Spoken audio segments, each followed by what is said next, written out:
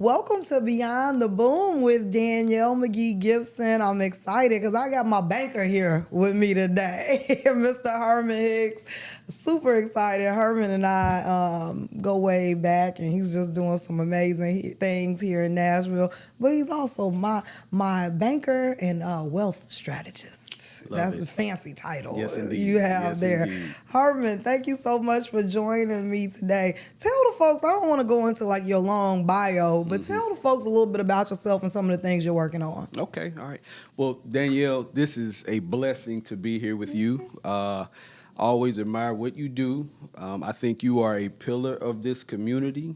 And you always strive for greatness, and you bring people with you.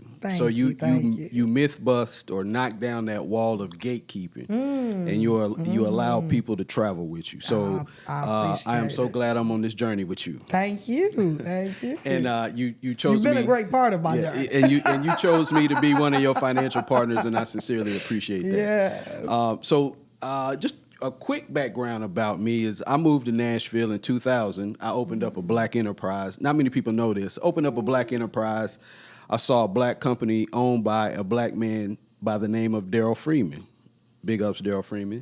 Yeah. And decided that maybe I could be successful in Nashville. And so I came down here with a week's worth of clothes. What I say is a lot of Coogi Chakalia. For those that don't know that, that's knowledge of self-determination. I had a degree in business. Shout out to Kwanzaa. Yes. Had a degree in business and just wanted to make it happen. And so I thought accounting was the way to go. So I got into accounting. It was my first job here. And after a year, quickly realized that I need to get into the origination of money, which is banking and finance. And so I started working at Union Planners, which is now Regions. Always been in the corporate structure, corporate office, never worked in a branch. And with my accounting background, got into private banking. And so that has been a blessing for me because that's where I learned a lot about money, wealth, mentality, and just understanding how to put the pieces in place. And so I worked at Union Planners, moved to SunTrust, was in their high net worth division. So I got to work with a lot of wealthy people here in Nashville. And then I took my skills to First Horizon, where I'm at now. And I work in our legal private banking. So I manage our legal private banking, which means I work with lawyers, judges, and law firms.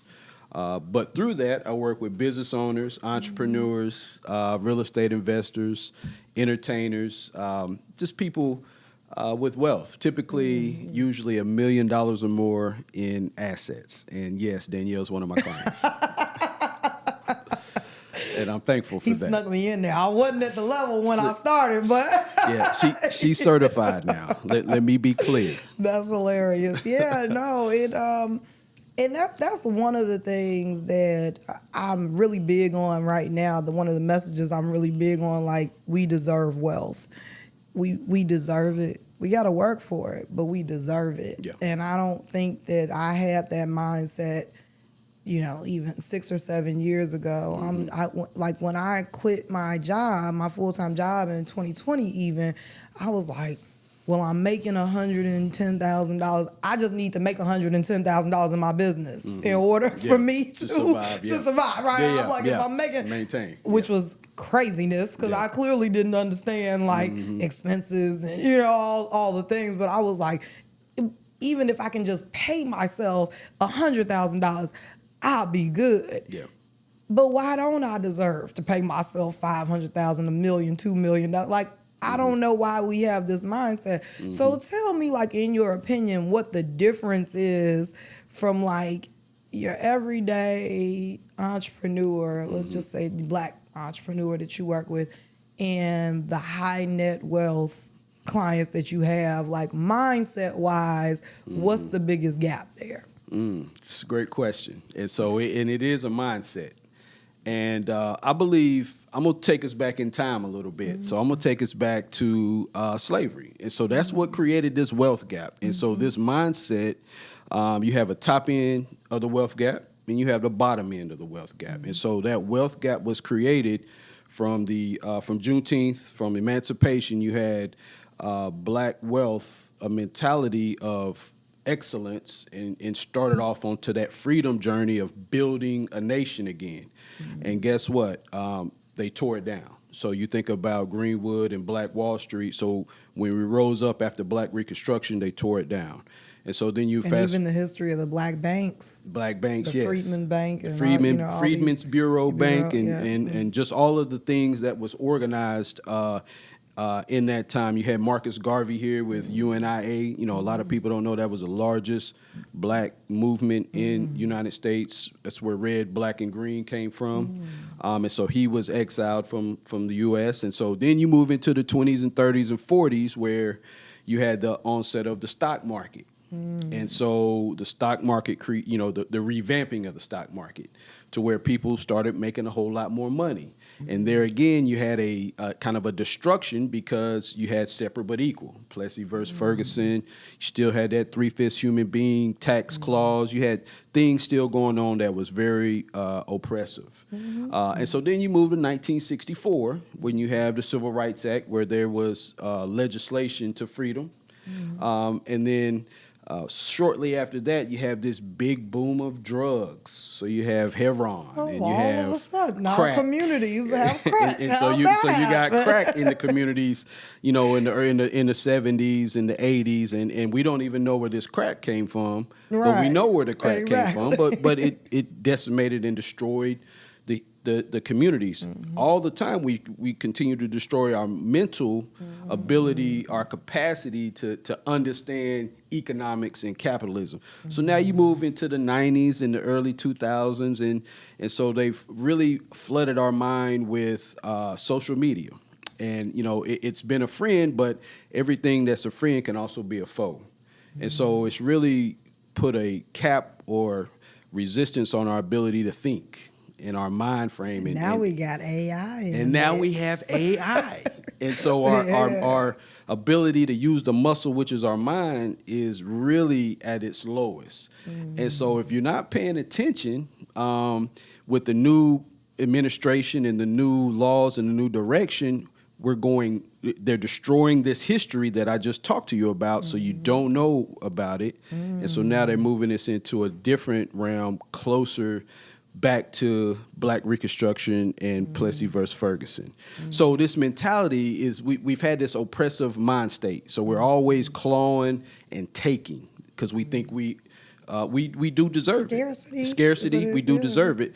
Versus this top end of the capitalistic system where you have these people that make money over money over money, year over year over year, didn't have, it was free labor, you didn't have competition, you had mediocre people in high-level jobs, and so you have this different mindset to where wealthy people, and then I'm sorry, let me back up. Then there's welfare. So then these wealthy people then give us welfare. Yeah, let me give them a little bit. The Black entrepreneur, a little bit, to where it's just enough. And so we have gotten just enough scarcity, I call it dumb, deaf, and blind mentality versus a mentality of abundance of, I'm creating a business and I'm creating this business to sell this business. We create a business like it's our child, and we don't want to relieve that child. We don't want to sell that child. Or we like me, who's just like, if I can just make $100,000, I'm really doing something, right? We're not, and then there's kind of this notion of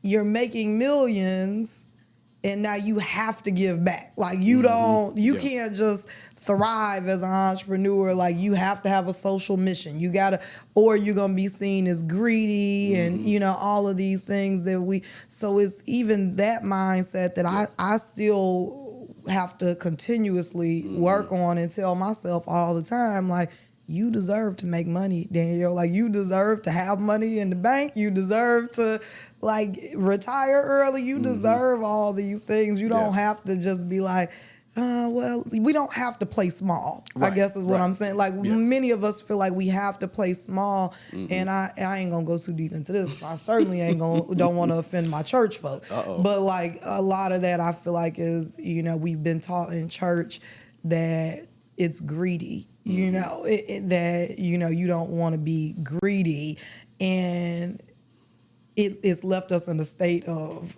just trying to get by. versus thriving and walking in that and being cool in it. And then we judge the folks when we feel like they got a bunch of money. Yeah. Especially if they are not deep in the community doing all these things, then we judging them. So then there's like, well, why would I want to make all that money and then my people don't like me? Don't like you, yeah. You know, so we're fighting against that as well. Yeah. So what do we do?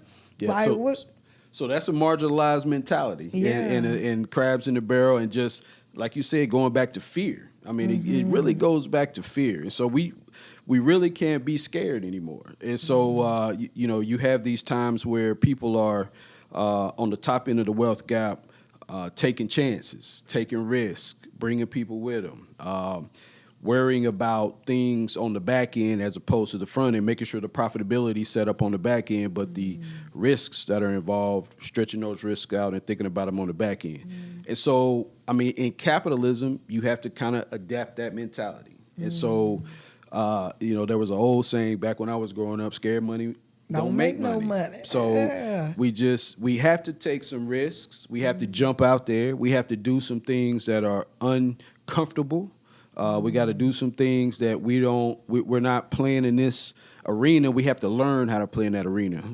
There's something in business that I never hear in our community, and it's called middle market. And so I feel like we always play in the small business, micro business area. So we have to break through to the middle market. We need businesses that can break through to that $10 million gross revenue number. And it's going to take some risk. It's going to take understanding that I may have to sell some of my assets. I may have to sell some of my equity to raise some liquidity so I can invest in other things and expand those things. So it's understanding the scale, how to do business, the market, and all of the risk and things that are involved. And keep in mind, this knowledge was not we couldn't obtain this knowledge really until after 1964, and it's still been hidden to a certain degree. And it's like, thinking about, we've had this conversation recently about ownership and liquidity and all these things. So we first have to I think one of the barriers is knowing that it's possible and seeing those that do it and have done it, right? Because until I got some friends that didn't look like me, I really didn't know anybody who had a $10 million business. I know some now, but 5-10 years ago, I couldn't have told you that there were black people who had $10 million businesses. So if you've never seen it, then it's hard to envision somebody who looks like you. It's hard to envision you being that person, right? And then we don't have a lot of those examples in our family of even people who have built $100,000 businesses. So when you start talking about 10 million, it's like, what? And again, back to that fear of what do I got to do to even get there? How do I get there? What happens when I get there? The work, because that's the thing. Like, once you start making money, things get real difficult. Like, that's one thing I realized when I really started making some money. I said, now I got to be planning for taxes. I got to figure out what's next. How do I make sure that I keep making money? Because everybody got to get paid now. So when you get to a different level, it doesn't get easier. I think people think, life is going. Once I make $1 million, everything's going to be gravy, and it feels like everything just get like life was real simple when I was broke and happy. Running around having me a great time. Yes, indeed. Running around having cocktails, having me a good old time. And now it's like every day I'm like, I got a whole list of things that got to get done. We got to do estate planning, succession planning, tax planning. It's strategic planning for the business. We planning and planning and planning. It's so much that has to happen when you get to that level. But if you don't do it, then you lose it. Now, I love what you're doing.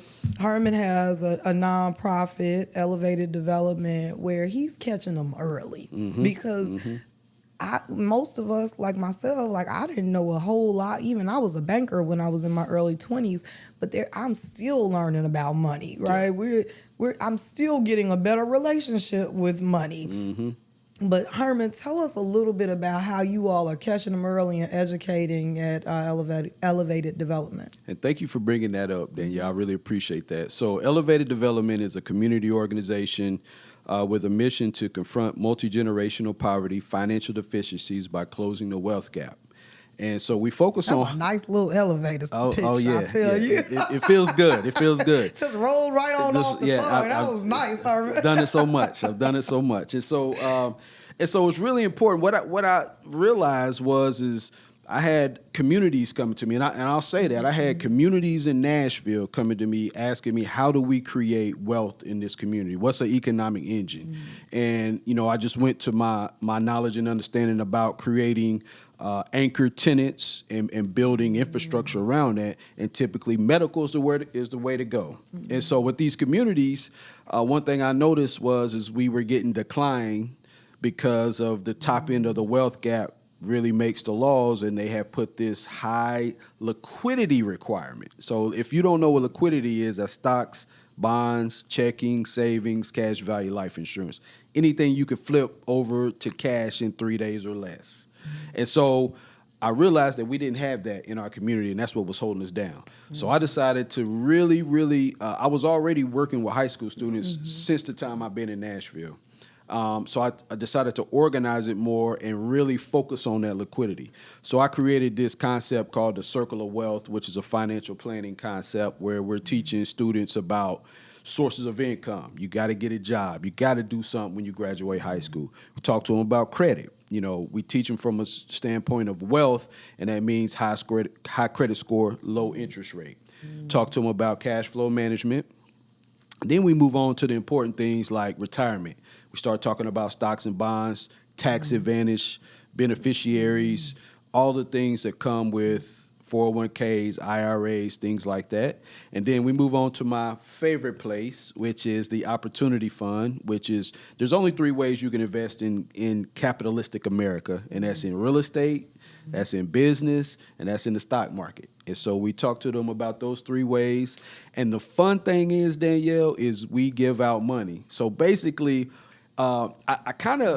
it's kind of a page from you, really. It's like you got to pay people to listen to this knowledge. You got to do a lot for people to get this certain knowledge, and then sometimes they still don't get it.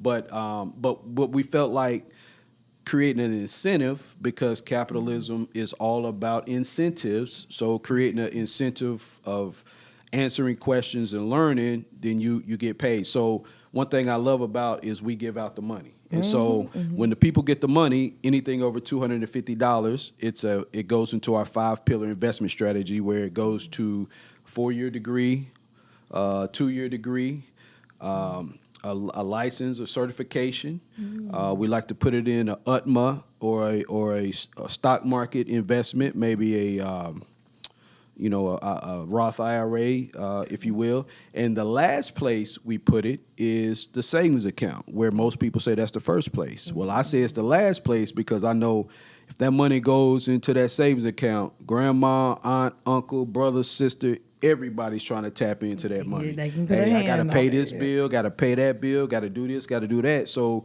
you leave the child, the teenage high school student, back at zero. So we want to put that money in an area where it's going to create some impact.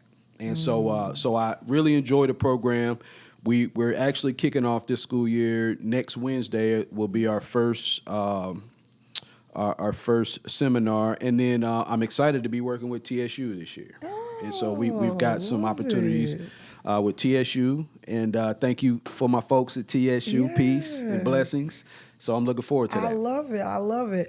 Now, before we get to wrapping up, because this is really important, something that you brought to me that I didn't know was a thing, as we started to talk about this owner-occupied strategy for small business owners as a way to preserve and fight against gentrification in some of our neighborhoods.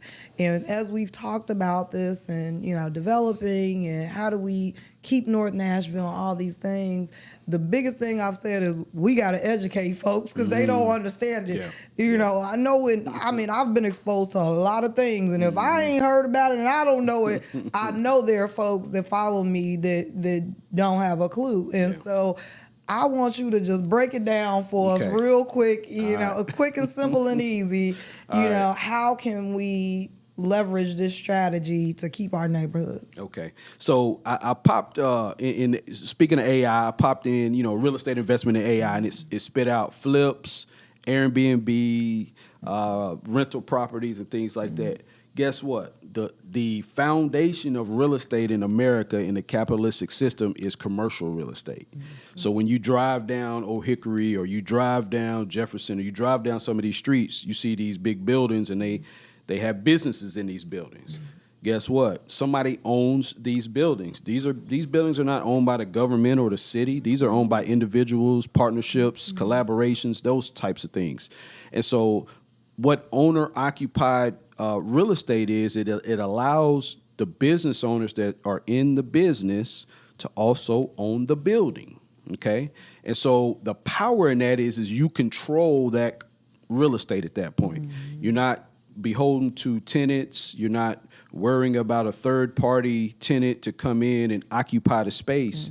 You have these businesses, again, that own their business and operate their business, and they also own the building. So they're paying lease or rent to the owner of the building, which is one and the same, which is themselves. And so with the lease, if you don't know, your lease is what stabilizes your commercial real estate, and it also gives it the value. So you control the value of the building by having market rate or above market rate rents and leases. And then you also control the cash flow of the building by charging whatever rent per square foot you want. So you have power and control with this commercial real estate. And it is designed for more than one person. So if you can get 10 people involved, you have people in business and people in real estate, which are two of the three big areas that you can build wealth in. And so it's a way to control the community. So if you look in Green Hills, they're able to control the community. If you look in the Gulch, they're able to control the community. 12 South, Germantown, East Nashville, Bellevue, all these places go on and on and on. And I know this as fact and truth because I've set up some of these structures. And so it's just a way to control, and now is the time to do that, Danielle. So that's why I'm focused on this North Nashville initiative of really bringing black businesses together, black investors together to really create these commercial real estate opportunities because it gives us control. It allows us to build wealth. It allows us to make a lot of money, and it's a huge legacy play because you may invest $100,000 today, and in 10 years, that $100,000 can be worth $1 million. And that's how real estate on the commercial side, it can grow for you and actually create great legacy. And we know that right now, there are business owners that are being displaced. There are business owners who want to get into a space and have a brick and mortar but can't afford it because we've been priced out, and the rates just continue to go up. Yeah. So I think it's just an amazing strategy for those that are already renting or leasing a space, or have a professional service that they may be doing from home because they don't want to pay rent. But now you can really own the space that you're in. And like you said, you're paying yourself. You're paying yourself. Yeah. And so this strategy of kind of bringing folks together, it not only creates ownership, but it creates community as well, right? And you get to lean on each other. You own this space, and maybe in 10 years you decide you want to lease it to someone else, or maybe in 10 years we all say, let's sell this building and let's flip it. Now we flipping, and now we flipped it for 10 times what it took us to develop it. So I think it's just an incredible strategy, and I'm looking forward to, Herman and I are going to be working together to get us all in a room. So if you tuned in right now and you're a small business owner and this sounds like something that could be a fit for where you are or where you're going in your business, make sure you reach out to me, because I want to make sure that you are in that building when we sit down and we talk about how do we come together. I'm talking about fast. And I ain't talking about we talking about in 2 years from now. I'm talking about if you're ready to roll, you ready to invest in something like this, we're giving you a space to do that. So make sure you reach out to me if this is something that you're interested in. Herman, before we wrap up, leave us with your final thoughts, for those that are in Nashville right now and they're, trying to make some moves and trying to build their wealth, what are some things that they need to be focused on right now? And I know that's a really broad question, but yeah. Well, and we have to look at things bigger than money. And so one thing that I've always strived for is freedom, justice, and equality. And that's what drives me. And I get that from the people that I look up to, Martin Luther King, Malcolm X, Marcus Garvey, Shirley Chisholm, people like that. And they strive for Jesus, they strive for freedom, justice, and equality first. And then whatever their skill set is, which mine happens to be money and finance, that's what they apply to that. So it's really about having a focus more so than money. But then the second thing I would tell people, get knowledge. They're wiping out knowledge. So the more knowledge you get, knowledge is infinite. So the more knowledge you get about history, about finances and kind of what's been done already, because there's nothing new out here that I could tell you about. Everything that I'm telling you about has been done long before me, you and I both. And so I would just say get knowledge, get around people that have knowledge, understand that, try to understand that knowledge, and really just have a focus in your life as opposed to I'm just trying to make money, I'm just trying to get rich. The people that I work with that are just trying to get money, trying to get rich, they usually are scheming and scamming to get to that. It's always something, and it's in our community heavy because everybody's talking about getting money. So I think that's what they want us to do is scurry around like mice looking for cheese, so to speak. Yeah, and so and then we can't build any community, any nations. And so that's why we don't have a nation, so to speak. It's time to lock in. I've been seeing on social media the last couple of weeks, like September 1st started this, I think what they're calling the Great Lock-In for the last 4 months of the year. Okay. Like locking in, getting your house in order, getting your money in order, getting your personal life, your body, your mind, all your health, everything, getting it in order.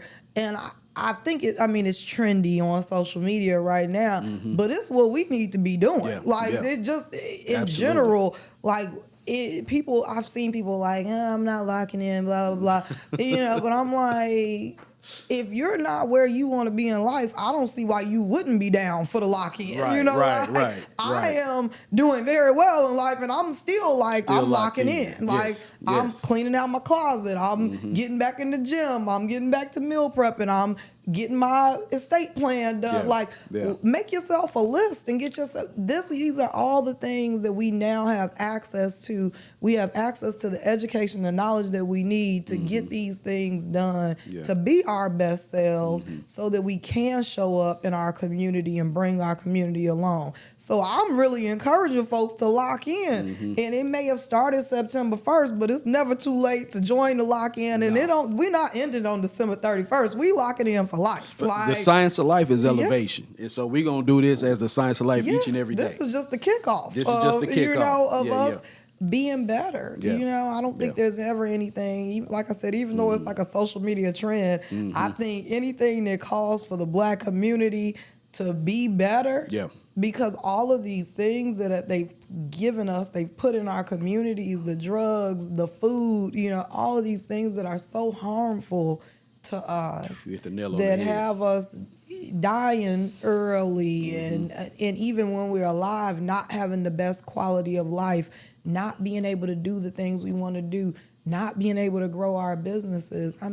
We have the power to get ahead of that. Absolutely. We can't keep, I'm not going to say using it as an excuse, because it's real. These things weren't done intentionally to our community. Absolutely. So I don't want to act like, people are using it as an excuse, but at this point, we have what we need to move forward. So I appreciate folks like you for just educating our community, because that's what we really need, and especially starting with the kids. For those that are listening, because I want to make sure that folks know about elevated development, because again, if you can catch them early, these are things that I'm now trying to teach folks that are 40, 50, 60 years old. And it's hard when you get these habits. And unlearning is very difficult. So for those that want to get their kids locked in with elevated development, how can they do that? Thank you for that, Danielle. And so the easiest way is to follow us on social media. And so that's Instagram, that's on Elevated Development, TikTok, Elevated Development, and then just on Facebook, it's just under me. And so I'm very, I try to be low key because what I've learned from the past is the cost of freedom is death. And so when you really are locked in and you really are making a difference and you moving the needle, you could be in danger. So I try to stay low key. Not saying I'm doing all of that, not saying you doing that, but just be aware that those types of things are real. Yeah. And so so Instagram, Elevated Development, Facebook, Herman Hicks, TikTok, Elevated Development. And I got a few other things, Danielle, that I got going on. I want to just drop real quick. I'm involved. Also check out MartiniqueO'Hickory.com. My man Ricky Turan, big ups, wrote a phenomenal business plan for a passenger vessel here in Nashville.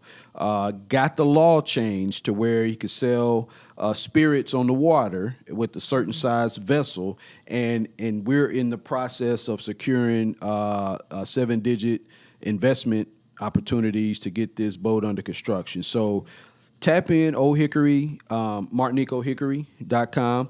I'm also involved with a favorite pastime of mine, which is cigars and bourbon. And so we've got a cigar lounge, a nice area coming up on Jefferson Street.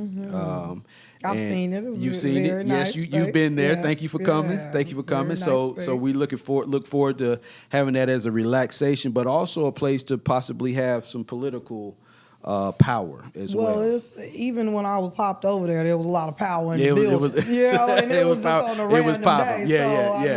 It's popping. So there's a lot of business being done absolutely, over bourbon. Absolutely, and I'm gonna you definitely have to come back and check us out once we get that going. And then I definitely want to plug my good friend Dr. Emerald Mitchell, Moves and Grooves. So she has a large facility coming out of the ground, coming up in Antioch. And so she does so great work with the young folks, and so many people do that too. And Danielle, I want to make sure you get your flowers because I see you day in and day out on that grind too. Yeah, you stay on the grind, I love trying Emerald to drop Mitchell. that knowledge. She's doing amazing things. Yeah. I know she's good friends with my good friend T.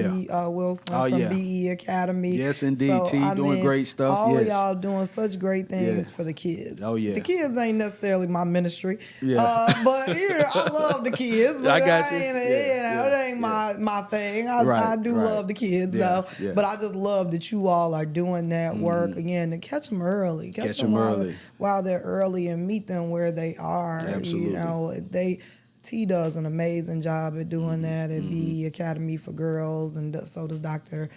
Mitchell. So we greatly appreciate all of y'all for the work that y'all doing in the community. And y'all make sure y'all continue to follow Danielle because she creates these business opportunities that you may not get access to in other places. So I just want to be clear because you can't walk into a bank and ask for Herman Hicks and I'm going to do the things that Danielle's going to do for you where she secured funding. And so we have to start taking advantage of the opportunities. That's the other thing is for the folks too. I'm like, y'all ain't coming to get this money. Advantage. I'm trying to give you the money for your business, so you got to come get the money. Get the money. They the bag. Take the money back if I don't. Listen, I don't give it out. Just get the money. Take the risk. Absolutely, said eat the right foods, get as much knowledge as you can, and take the risk. Now is the time to take the risk. Okay, all of that. Now is the time. All of that. I love it. This was great. Thank you so much, Herman. As always, again, Herman's been such a great part of my journey in educating me along the way, connecting me with the right people. Your banker is a really important part of your life.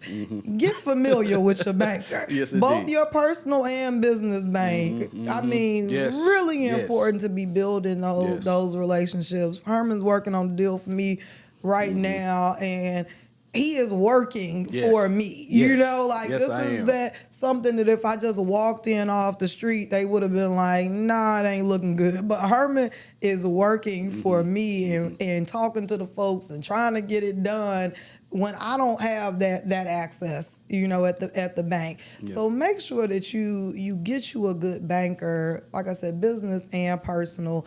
That's what you need to take you to the next level.